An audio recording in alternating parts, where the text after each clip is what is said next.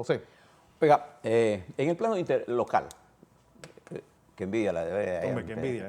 Ese sol y esa y ese brisa. sol, y esa brisa, y ese mar, y esa gente tan agradable. Sí. En principio, un saludo a doña Mireya Moscoso. Hombre, que está por allá. Siempre anda por allá. Ella le encanta pedacía, a mí Sí. también, toda esa área, a mí me a suero, pero yo soy de Herrera, Sí. no tengan la menor duda. No vayan a pedacito. Bien, vaya al interior. Van a ver una grata sorpresa. Bien, alguna cosa, mire, hoy hay un editorial en el periódico La Estrella de Panamá de don Gerardo Berroa que se llama La política de descalificación.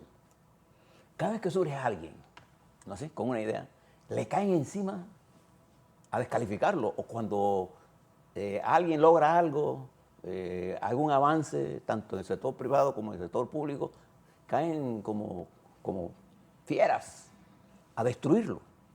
Estamos creando el elemento fundamental de la destrucción de la democracia, porque lo que caracteriza el mundo es la diversidad.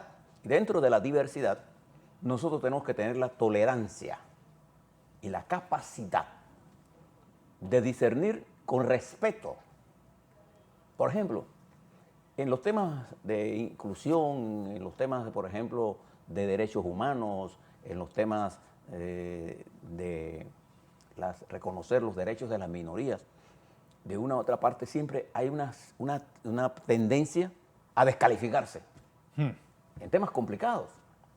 Y nosotros tenemos que aprender a bregar con eso, porque los derechos de las minorías se las reconocemos las mayorías. Y cuando usted es minoría, los derechos humanos no van a votación. Si no, no hubiera. Sí, si no, Estados Unidos no tuviera... No. Y cuando usted atenta sobre eso, como pasó en Estados Unidos con el fallo de la Corte Suprema de Justicia, con el problema del aborto, mira lo que usted crea. Entonces, les recomiendo que lean ese editorial de Gerardo que me gustó mucho, sobre todo porque tenemos que darle espacio al disenso, espacio a la discusión. Y cada vez que yo veo, por ejemplo, y es el otro tema que le viene a tocar, los ataques sin sentido. Cuando usted descalifica a alguien o intenta descalificar, el que se está descalificando es usted. Por ejemplo, en las descalificaciones que yo veo, tratar de tildar de traidor a la patria, me recuerda a Ortega. Sí. Quitándole la nacionalidad a la gente. Quitándole la nacionalidad a la gente. Esas son tonterías. Si usted tiene una discrepancia, por ejemplo, con el tema minero, expréselo con Argumento punto de vista, de argumento, técnico. y deje de estar utilizando la descalificación de los traidores a la patria. Mire, yo he tenido la oportunidad de bregar mucho con el ministro de Comercio e Industria, Federico Alfaro. Federico Alfaro. Nadie puede negar que ese es un muchacho brillante. Ahora, si usted quiere discutir con él, discuta con altura. Esos epítetos que se utilizan, porque no es la menor duda. Cuando usted lea de verdad el contrato y lo lea de verdad de minero, usted se va a dar cuenta del gran esfuerzo que el equipo técnico panameño hizo. Y le tendría que reconocer el avance que Panamá logró. ¿Por qué no lo reconoce? Por el simplismo de negar, y que en eso cae todos los que de una u otra forma no pretenden impulsar una idea, sino imponer. Y eso es lo que ha pasado en Sudamérica. La imposición, el chavismo, cómo llegó al poder. Cómo se mantuvo el poder con la mentira. Y con una cantidad de locuras. Ahí está. La descalificación que usted cosa permanentemente. Incluso en España, Fernando. Sí. Nosotros que vivimos ese proceso de integración de España, vimos la diversidad y la capacidad de discrepancia que había en la España profranquista. Pero esos hombres y mujeres tuvieron la capacidad intelectual de construir en las diferencias un modelo de constitución y de desarrollo, Fernando, que permitió a España el gran avance de su vida. Una transición, claro.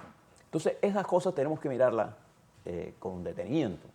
Le doy el calendario de todo esto. Fíjese, aquí acaba de terminar un seminario, un encuentro de minería y un encuentro de ambientalistas que merecen el espacio para la discusión. Pero si usted ve el problema minero, por ejemplo, hay gente que habla del contrato y no se lo ha leído. No se lo han leído. No se lo han leído. Entonces, le doy el calendario. Hasta el 22 de abril están las consultas. Las oportunidades, ayer hubo consulta, vamos a hablarles sobre eso después.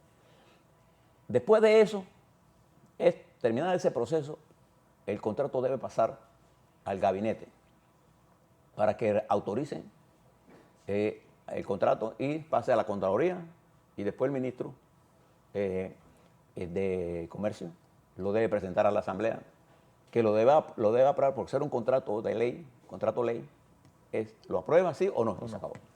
Esto tomará todo el mes de abril y después se analizará por el gobierno. Creo que el ministro dice que esto se llevará después que pase el 1 de julio a la Asamblea para su aprobación y terminar ese concepto. Pero mientras tanto, infórmese de todo esto. Preste la atención a los problemas políticos que estamos teniendo en este momento. Uno de ellos, fundamentalmente, Fernando, es el problema político que expresa lo que está ocurriendo en cambio democrático y con el Tribunal Electoral y con la división interna de ese colectivo.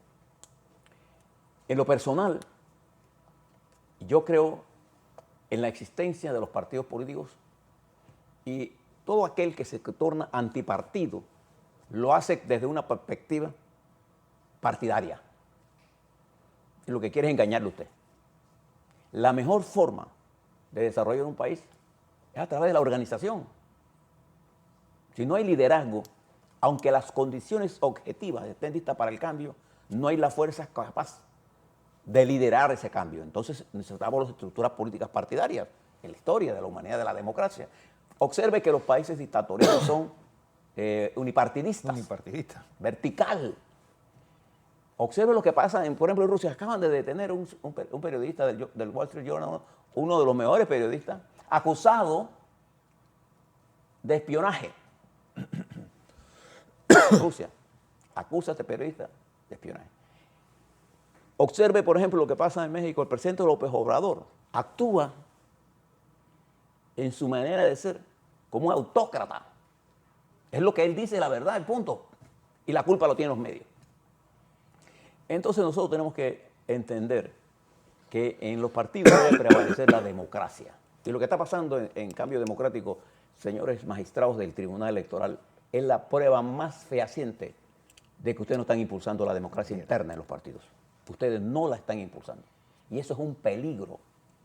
Porque estamos frente a un proceso electoral, pero además de eso estamos en medio de un proceso global de alto nivel de incertidumbre y de cambios a velocidades estratosféricas. Observe nada más nuestra región, Colombia. Observe el deterioro de Petro. Observe el deterioro de la estructura del chavismo, que esencialmente está manejada por delincuentes. Eso es lo que es. No hay Entonces, duda de eso. no hay una lucha democrática. Es esa estructura delincuencial impidiéndole a la mayoría de los venezolanos tener una gestión democrática y exigiendo ellos desde la perspectiva delincuencial el poder absoluto. Ellos no pueden existir con la democracia. Ellos no pueden existir. Y observe que nuestra América se debate entre más democracia o la liquidación de la democracia. Y en los Estados Unidos, que todos considerábamos que era una democracia consolidada, allí la democracia se está deteriorando. Se está deteriorando. Europa se ha reinventado con esto de la guerra. Sí. Y hay poderes hegemónicos que intentan dominar con el control de los medios de producción. Y es por eso que China se ha convertido en un elemento importante en Europa. ¿Por qué están yendo tantos líderes a Europa? ¿Porque tienen miedo o no? Es porque quieren poner las cartas sobre la mesa. Los poderes hegemónicos solo producen una reducción de la democracia. Entonces, señores, para el Tribunal Electoral, en el caso de cambio democrático, ¿usted cree que es democrático lo que está pasando en la reglamentación? Si las estructuras partidarias, lo fundamental en ellas es sumar y multiplicar, no es restar. Y uno tiene que preguntarse, ¿cuál es el afán de restar? El afán de restar es querer ganar de todas maneras. De todas maneras. Y entonces yo he llamado a los líderes de la fracción de Rómulo Ruz, que algunos amigos son amigos míos. Usted no puede pensar que el autoritarismo es la vía de salida de esto.